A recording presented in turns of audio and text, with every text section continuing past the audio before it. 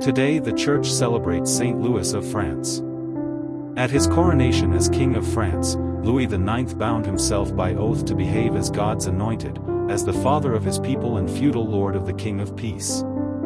Other kings had done the same, of course. Louis was different in that he actually interpreted his kingly duties in the light of faith. After the violence of 2 previous reigns, he brought peace and justice. Louis took the cross for a crusade when he was 30. His army seized Damietta in Egypt, but not long after, weakened by dysentery and without support, they were surrounded and captured. Louis obtained the release of the army by giving up the city of Damietta in addition to paying a ransom. He stayed in Syria 4 years. Louis deserves credit for extending justice in civil administration. His regulations for royal officials became the first of a series of reform laws. He replaced trial by battle with a form of examination of witnesses and encouraged the use of written records in court. Louis was always respectful of the papacy, but defended royal interests against the popes, and refused to acknowledge Innocent IV's sentence against Emperor Frederick II.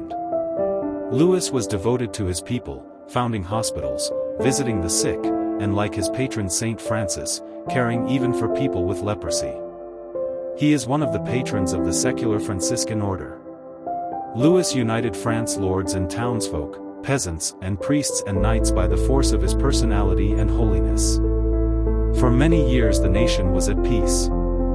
Every day, Louis had 13 special guests from among the poor to eat with him, and a large number of poor were served meals near his palace. During Advent and Lent, all who presented themselves were given a meal, and Louis often served them in person. He kept lists of needy people, whom he regularly relieved, in every province of his dominion. Disturbed by new Muslim advances, Louis led another crusade to North Africa in 1270. Within a month of their landing at Carthage, the army camp was decimated by disease. Louis himself died there at the age of 56. He was canonized 27 years later.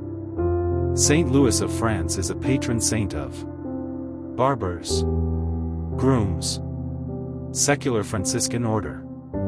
Prayers of Saint Louis of France. O Lord, King of kings, Jesus Christ, who didst love Saint Louis and didst lead him into the heavenly kingdom, grant that by his intercession and good works, we may participate in his glory for all eternity.